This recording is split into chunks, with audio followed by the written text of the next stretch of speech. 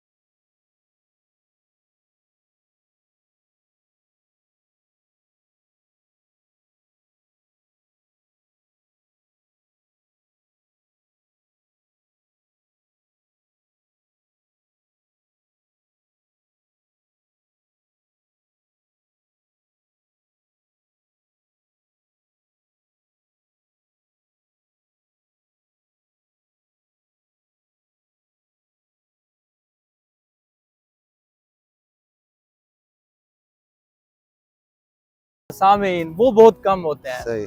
तो उनके लिहाज से आप क्या कहना चाहेंगे? यहाँ पे क्या ट्रेंड है? असल में कनेक्टिविटी का मसला होता है, वरना यहाँ शहर के लोग शायरी को पसंद करते हैं। पोजीशन ये है, जब से ये मोबाइल आया है जी तो जी एक्टिविटी आपके हाथ में आ गई मुसलसल, और जी जी अब लोगों बिल्कुल। के पास इतना वक्त भी नहीं है, और उन्हें एंटरटेनमेंट, शायरी, हर चीज़ मोबाइल पे मैसर आ जाती है। तो इस वजह से थोड़ा रुझान ज़रूर कम हुआ है, ठीक लेकिन अगर ठीक। प्रॉपरली कनेक्ट किया जाए तो सामीन की भी बड़ी तादाद यहाँ मतलब है अमूमन आती है। यहाँ यहीं फ़याज़ पार्क में बड़े बड़े मुशायरे हुए हैं, ज़िला कौंसल सही। में, कमेटी हॉल में, इधर जिला कौंसिल के दूसरे हालों में हमेशा से मतलब है जी जी, यहाँ वो तो ये अक्सर एक्टिविटी रही है शिरकत मतलब। करते हैं, हाँ हम जी, देखते रहते हैं जी। सारा कुछ।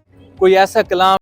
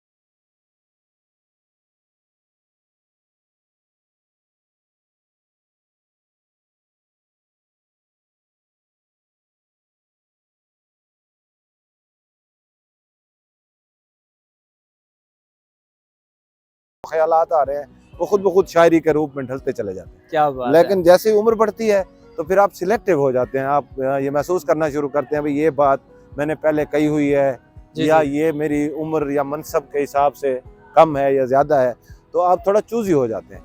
बाकी इसके अलावा शायर को लिखने में कभी प्रॉब्लम नहीं होती, अदीब हो, नसर निगार हो, बिल्कुल। वो उसके लिए अच्छा, शेर ये कहना शायरी कभी में मसला नहीं होता। कहा तो ये जाता है कि अल्हाम होता है, हाँ जी, तो इस अल्हाम में आप क्या समझते हैं कि कोई इसमें कोशिश भी होती है या सिर्फ ये अल्हाम कतई नहीं। मैं एक अर्ज करूं कि जब आप शेर कहना चाहते हैं नहीं कह पा रहे होते, और सही जब है। आप शेर नहीं कहना चाह रहे होते तो शेर हो जाते हैं। चूंकि क्या ये बात है। शेर आप अपने बस में नहीं है आपके, ये एक मतलब एक कैफियत है जो आपको किसी वक्त कहीं भी भीड़ में, तन्हाई में, बारिश में, धूप में, जाड़े में, इसका कोई मौसम नहीं है। शायर के अपने अंदर एक मौसम होता है जिसे क्या पांचवा बात। मौसम कहते हैं। वो मौसम जैसे ही अब्र आलूद हुआ आप शेर कहना शुरू कर दो। हमारे नौजवान नुमाइंदा शायर आज के जैसे तहजीब बाफी है, अली ज़रियून है और इस तरह के और भी नौशेरमान हो गया, तो इनके जो मुशायरे होते हैं यूनिवर्सिटीज में, आपका क्या नजरिया है कि ये नौजवान को इनकी शायरी कहाँ लेके जा रही है? देखिए जो नाम आपने लिए, तहजीब हम मेरे इलाके से हैं, तोसा शरीफ बिल्कुल, से, बिल्कुल। अच्छा नौशेरवान डेरा इस्माइल खान से हैं, या अली ज़रियून फैसलाबाद, ये सारे हमारे अच्छे दोस्त हैं, छोटे बिल्कुल भाइयों की ऐसे। तरह हैं, बहुत अच्छे शायर हैं। होता ये है कि जब आपकी पॉपुलैरिटी बढ़ना शुरू होती है, मसलन आपके 10 ऑडियंस होंगे, मुझे 20 लोग सुनते होंगे, असद को 100 लोग सुनते होंगे, तहजीब को लाख लोग सुनते होंगे, जब आपकी ऑडियंस बढ़ती है फिर आप शेर पे कंप्रोमाइज करते हैं। कैसे कि आपने मतलब यूनिवर्सिटी में आप शेर पढ़ने गए, आपने देखा है अभी नौजवानों का मजमा है, तो वहाँ आप अपने कैलिबर से कम के शेर सुनाएंगे, जहाँ वो लड़की की बात होगी, हुस्न की बात होगी, जीन्स की बात होगी, खद्दो खाल की बात होगी, ताकि ये लोग अट्रैक्ट हों। वरना आप देखें अली ज़रियून के कितने शानदार बड़े शेर हैं, तहजीब के देख लेना, तू निशाने पे आ भी जाए अगर, कौन सा तीर मार लूंगा मैं, बताए अब मसावात क्यों नहीं करता, हमारे गांव में बरसात क्यों नहीं करता। देखिए ये उसके बड़े शेर हैं। लेकिन जब आप ऑडियंस की मजबूरी के तहत शेर सुनाएंगे, ये नहीं देखेंगे कि आप कहाँ पहुंच गए। देखे ना, एक बच्चा है, वो पहले चलना नहीं आता उसे, फिर वो पाँव पाँव चलता है, फिर लड़खड़ाता है, फिर गिरता है, फिर बड़ा होता है, फिर कद निकालता है।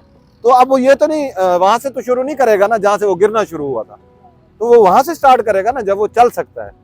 तो होता ये है कि जब ऑडियंस आपको मैसर आ जाती है, फिर आप ऑडियंस के मिजाज के मुताबिक शेर कहना शुरू करते हैं। यहाँ तो उनका मिजाज जो होता है उसको देखना पड़ता है। वो मिजाज को देख के शेर कहते हैं भाई यहाँ मुझे दाद मिल जाए, ये ना हो भाई यहाँ मेरी हुटिंग हो जाए, यहाँ मेरी बेइज्जती हो जाए। क्योंकि मुशायरा अकील कभी भी मयार नहीं होता शायर की पसंदीदगी का या नापसंदीदगी का। एक बहुत अच्छा शायर एक बहुत बड़े मजमे से दाद हासिल नहीं कर सकता बाज दफा, और बाज दफा बहुत यानी अपकमिंग न्यू कमिंग पोएट जो है वो बहुत बड़ी दाद ले जाता है बहुत बड़े मजमे से। क्योंकि आप देखें ना ऑडियंस में कैसे लोग बैठे होते हैं, स्टूडेंट्स बैठे होंगे, काश्तकार बैठे होंगे, बिजनेसमैन बैठे होंगे, प्रोफेसर टीचर्स बैठे होंगे, डॉक्टर बैठे होंगे। अब किसी को शेर का कौन सा शेर किसको पसंद आ रहा है इसका कोई क्राइटेरिया नहीं है। बिल्कुल ऐसे है। हम शायरी का तो जनरल क्राइटेरिया बना सकते हैं, ऑडियंस की पसंद का कोई क्राइटेरिया नहीं। तो इसलिए ये बिल्कुल मयार ही नहीं है कि मुशायरे में लोग किसको पसंद कर रहे हैं। आप ये देखें कि आप ओवरऑल पोइट्री को देखें कि क्या वो क्रेडिबल पोइट है, उसे यानी लवाजमात का अंदाजा है, उसे शेरी महासन और अयूब का पता है, उसे बहर रम्ज और उरूज का पता है, उसे रिदम्स का पता है। अगर पता है ठीक है, उसके अप्रोच के हिसाब से वो शेर कह रहा है, उसे चाहे कम ऑडियंस मुयसर है या ज्यादा ऑडियंस मुयसर है। ये यानी सादा सा फार्मूला है ये। अच्छा, एक शायर को फाइनेंशियल प्रॉब्लम्स भी होते हैं तो हमारे यहाँ शायर की इतना ज्यादा सपोर्ट नहीं की जाती, अब पर अगर देख लें पंजाब में तो वहाँ को सपोर्ट की जाती है। तो यहाँ पर इस सिलसिले में आप क्या कहना चाहेंगे, क्या क्राइटेरिया? ये हमारी सोसाइटी का अलमिया है, मैं कर्ज करूँ, क्योंकि उसकी वजह बंदा है एक शायर, मैं तो ये समझता हूँ। हमारे यहाँ अभी तक क्रिएटिव आर्ट प्रोफेशन नहीं बन सका बदकिस्मती से। आप यूरोप में या कहीं बाहर चले जाएं, वहाँ लिखना प्रोफेशन है, चाहे वो जिस दर्जे का भी हो, नौजवान है, बुजुर्ग है, उसे सोसाइटी एक स्पेस फराहम करती है, वहाँ लोग किताब खरीदते हैं। यहाँ पोजीशन ये है कि शायर खुद अपनी किताब छपवाता है, फिर दोस्तों को गिफ्ट कर रहा होता है, सोसाइटी नहीं खरीद रही होती, क्योंकि सोसाइटी वैसे किताब से दूर है। दूसरा, हुकूमती सरपरस्ती नहीं है। आप ये देखें ना, हुकूमत बिल्कुल सरपरस्ती नहीं कर रही, गैप है बहुत। उसकी वजह क्या है, इंकरेजमेंट नहीं हो रही। देखे ना, एक नौजवान आ रहा है, उसे पता हो, जैसे MBA करके उसे पता है मैं बैंक में चला जाऊंगा, या MA करके कोई लेक्चरशिप चला जाऊंगा, कोई टीचर बन जाऊंगा, क्लर्क बन जाऊंगा, ये शोबा इख्तियार कर लूंगा, वो आप अदब में आए, आप क्या करेंगे? आप सिवाय अपनी दोस्तों की या इर्द गिर्द की या जाती सेटिस्फेक्शन के अलावा आपके पास कोई रास्ता नहीं है। कैथारसिस का ही रास्ता नहीं है, फाइनेंशियल कैथारसिस का। बिल्कुल तो बिल्कुल। इसलिए यहाँ तो ये अबस है ये कहना, बस दुआई की जा सकती है कि अल्लाह हमारे अरबाब इख्तियारात को आमीन। हिदायत दे, हिदायत कि वो दे इस कि शोबे वो- के लिए कोई हाँ। ना कोई काम कर सके। कितनी तसानीफ लिख चुके हैं, क्या क्या आप? जी, मैं एक रिसाला निकालता हूँ गूंज के नाम से, और ठीक है। एक मेरी किताब है शायरी भीख में नहीं मिलती, और एक किताब है मेरी मुजफ्फरगढ़ की हिस्ट्री पे, अंग्रेजी में है वो, history of Muzaffargarh in the mirror of past and present. तो क्या चौथी अब नज़मों की इंशाल्लाह मकामात वो तैयार है, बाकी पब्लिश होनी है चौथी जो है इंशाल्लाह। ये सिलसिला फिर देखते हैं जैसे जैसे। कुछ गज़लों की एक दो मैंने किताबें मुदव्विन तो की हैं, लेकिन अभी उनका नाम नहीं रखा। वो इंशाल्लाह 2024 के एंड में या 25 के शुरू में गज़ल की एक और किताब भी लाएंगे इंशाल्लाह। पहला शेर याद है जो आपने लिखा था? हाँ जी,